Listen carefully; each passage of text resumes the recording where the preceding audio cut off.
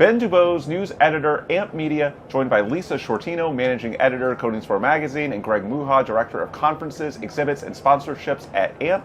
We are wrapping up the third and final day of the exhibit hall at the 2026 AMP Annual Conference and Expo in Houston. Conference isn't over just yet. We have honoree night tonight, and then there's another day tomorrow until, what, Greg, 5 o'clock on Thursday? 5 o'clock tomorrow. And so we've got symposiums, forums. It's not over tonight. The exhibit hall is over, but we are winding down. And so this video, we're going to recap the conference. And Greg, let's start at the top. You said going into this week that it was a home game for us. Did we win the home game? Absolutely. It was a home game, and boy, did the home team fans came out for AMP this week, and really grateful for that. We had a record number of attendees, 6,337, and that surpasses what we had in 2024 in New Orleans, 5,957. So we're just thrilled by that. Great to be here in Houston. And I've been being asked by a lot of people, why do you think that is? And, the reality is we haven't been here actually physically since 2011, and I think there was just a pent-up demand for people to want to really show that hometown Houston pride, and I'm glad we were able to deliver for them. So it's not like the 2023 Houston Astros who went 0-4 in home league championship series games. We won this. We won this for sure. But and speaking of our members won it, really. Yeah, well, the members, the exhibitors, the sponsors, the authors, all the volunteers who drive this organization. I just couldn't be more thrilled for them. But speaking of, we are going to be at the Astros ballpark tonight, Daikin Park, for honoree night. Absolutely. The best of the best. Honoree night's one of my favorite things. It gets overlooked a little bit by some folks, but when you think about all the time that our volunteers put into what they do, this is the one night a year where AMP says thank you to all those people who are the catalyst that make all of this come to life. I talk to people who are involved in writing papers, reviewing papers, organizing sessions, vice chairing sessions. And the one thing that I always say to them is, thank you for the time that you're putting into this. We all have lives outside of work and what we're doing in volunteer time. And, these people are away from their husbands and wives and children and parents and pets and all those things. So I'm just extremely grateful for them. And it's great that we have this one night that they can be honored, and their families actually come in a lot of times with them to be there and to have a part of that. So it should be really great tonight. That's great. It's a beautiful venue. Wonderful. Looking back at the week, what do you think were some of the highlights? For sure, the standout events. Obviously, keynote. He was fantastic. Yeah. For me, I know Women of AMP breakfast was great too. So what were the moments for you that you won't forget? There were so many. It started off great on opening night, quite honestly, with the opening reception, and I can't thank ExxonMobil Proxima enough for that. We really brought a different theme and a different look, and with AMP turning 5 this year, forged by history and focused on the future, it really was evident in that room, and I was really grateful for that. There was a good energy in that, so that was one of my favorites. The keynote, as you said, definitely was that another one. But I think the exhibit hall, looking at the properties and looking at what people had, there were so many new technologies this year. Some of the robotics and drone technology that we saw, some of the things that people were talking about around carbon capture. Even in our own AMP booth, the Talent Force unveiling and all the things that we had in our booth, it really stood out, and you saw that throughout the show. I would say those are the highlights. The other thing, I think, when you look at some of the symposia, they're going to go on tomorrow, as you were saying, and I had a couple people asking me about that. Hey, I'm at 3 o'clock on a Thursday. Is anybody going to be there? It's amazing how many people stick around to go to those. Like, everybody thinks everybody leaves because the exhibit's gone, but they don't. Those rooms, there are people in there that are going to those sessions because there's so much good content. A lot of the research in progress, we call them RIP, those will be going off tomorrow. So those are still some highlights to come. Absolutely. And one thing that really stood out this year, there were a lot of new offerings. For our fans watching, we hope our fans, but this booth is a new concept this year, and we've got the wide shut because there's 3 of us today instead of the usual 2, so you can see outside a little bit, the fishbowl effect, but it's been innovative. It's brought readers and potential customers to us. Absolutely. Because instead of us having to hunt down potential interview sources and content sources, they see what's going on in here and they say, that's interesting, I want to take part in that. And so that in and of itself, just from an AMP Publications content perspective, has been really helpful. But this is just the tip of the iceberg. There's been a lot new this year. So in terms of 2026, what makes it different? What were some of the new things, be it exhibit hall, conference itself, that are different from past years? Yeah. So obviously, as I mentioned, some of the things here in our booth, But out in the registration area, we brought a first-timers experience. So anybody that was a first-time attendee, we had a whole new journey mapped out for them. And so Chris Leak, our Director of User Experience, and Carlos Parler, our Manager of Customer Service, they were very intentional working with a lot of our staff colleagues in marketing to build up, and membership for that matter, to build up a robust plan so that a first-timer that comes, this can be overwhelming. Where do I go? What do I do? So we had people manning that booth all week long, welcoming folks, telling them, here's what you want to go see, here's what you want to do, here's a checklist and a tick list, here's where you can go for questions, here's all the resources that you have. And that was very, very well received. I was talking to Chris about that yesterday, and he just said what tremendous feedback they got about that. So we're looking forward to build on that, get some momentum, and push that forward. So that was pretty impressive. The keynote, this is the first year we were able to ever have a sponsor for that.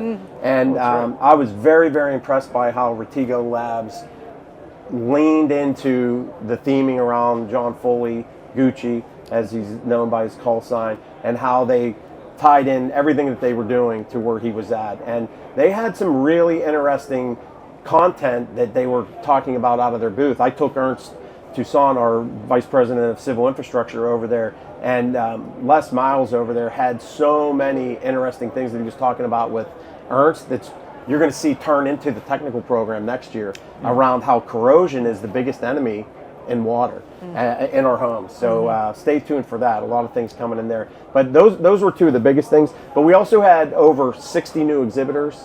I think a lot of that had to do with Houston. We had 10 or 11 new sponsors. So just really tremendous. Yeah, and it seemed like there was, it's certainly not new, but an even greater emphasis on workforce development this year. You mentioned talent force, but ultimately this industry, for all the technologies, it's only as strong as the people, right? And it felt like, from the start, the opening reception, the keynote, a lot of this week was about empowering people, empowering companies to take that next step, move the industry forward. Was that something that you guys, sort of had a conscious effort to put in? Absolutely. The talent force piece, Alan Thomas and his team that were working with that, they've been doing this for a couple of years. He mentioned that in the launch. And so, we were kind of waiting to see, well, what are some of the thoughts? And there were a lot of drafts and things going on in that nature. But ultimately, once we got the vision of where it was going to land and how it was going to be, we added in the workforce development panel that came in after that. We always knew that we were going to have the launch at the keynote, but the workforce development panel, Talent Force ended up sponsoring a few things, the water stations on the show floor and some of the bench seating, so they had some visibility there. I did get a lot of good feedback around that workforce development panel, so I think they had a really effective launch, and I think there's going to be a lot of opportunity for them. And we in the conferences area, we're looking forward to extending that launch beyond to our area conferences and everything else that we do throughout 2026. One of the things that I really try to do with the conference product line is to help all of our product and staff service areas of staff to use the platform to be integrated in our approach on how we can better serve our members and our customers and create more member value for them. Fantastic. There was so much enthusiasm about building the workforce that's coming forward, and really it was top of mind for a lot of people as how we keep expanding and growing so that the future can be strong for the industry. It was really inspirational. I don't know if you know this or not, but you mentioned about the Women of AMP breakfast. There was a lot of young faces in that room. There were. A lot of young faces, and as I walked through the floor, we're getting younger. It's good to see. Yeah, it's good absolutely. to see. Absolutely. So looking ahead to AMP 2027, it's 13 months, right? Because it's Columbus, Ohio, northern location, so we wait until April for those. Yes. But what's the push there? What's the highlights at this early stage? I'm really, really excited about Columbus. But before I go that, I just want to say to you, Ben, and to you, Lisa, and all of your team, I really appreciate all of your efforts in this and bringing the news to our members and our readers and our customers. For those that aren't here and haven't been here, boy, they really missed out on some good things, and hopefully we'll get them in the future. And for 2027, a couple of things I'm really excited about. The facility there is so modern. It's a newer facility. It has 2 great hotels connected to it. And there's so many digital branding opportunities for our customers. That's one thing we hear a lot, and you guys know this because you get asked this too. Hey, what is there for media boards? What are there for us for digital advertising? What can we do to get our branding out there? There is almost an unlimited scale of opportunities out there for folks. So we'll be working with our sales and marketing folks to really get that put together and make those available to our customers. But beyond that, with all the modernization within the facility, there's a lot of research in that community. It's a great state. I look at all of the contractors, especially bridge and surface transportation contractors that are up in the Northeast, the Mid-Atlantic, the Great Lakes, the Rust Belt. It's going to be a real easy drive for a lot of them. And so hopefully we'll be able to pull a lot of those folks in. And Ohio DOT is pretty influential. They have a lot going on there. So we're going to work with them to get their folks there. And as you both know, we've been talking a lot about the contractor community and how we can continue to better serve them.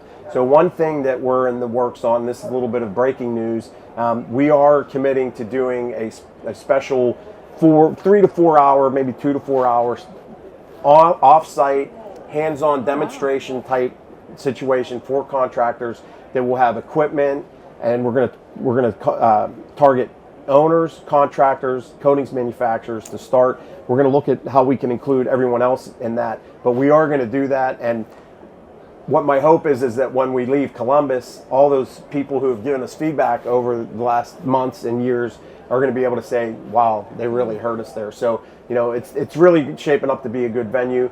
Stephanie Chiswick has been working very closely with our market vertical leaders, Ernst and Jen and Tim and Gassam, as well as with all the people that are tied into the technical committees, the TCIs, the SCs, all the people that typically are involved in bringing the content to life.